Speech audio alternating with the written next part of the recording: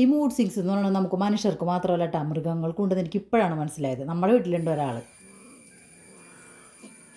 അമ്മയുടെ സ്വഭാവത്തിൽ വ്യത്യാസം കണ്ടിട്ട് ഇതേ കാത്തു നോക്കിയിരിക്കണ നോക്കി. കല്ലോ കല്ലോ കല്ലോ, എന്താണ് ദേഷ്യം കാരണം? പിള്ളേരാണെങ്കിൽ വലുതായിട്ടില്ലല്ലോ, പിന്നെ എന്താണ് അവൾ പാൽ കുടിക്കാൻ നേരത്തെ ഇങ്ങനെ ദേഷ്യപ്പെടണമെന്നായിരുന്നു എൻ്റെ സംശയം. ദേഷ്യം കയറാൻ മാത്രമുള്ളൊരു പ്രശ്നമൊന്നും നമ്മുടെ കുടുംബത്തിൽ ഉണ്ടായിട്ടില്ല. ഇനി ഇവർ ഭാര്യയും ഭർത്താവും തമ്മിൽ എന്തെങ്കിലും പ്രശ്നം ഉണ്ടാകുമെന്ന് നമുക്കറിയില്ല കേട്ടോ.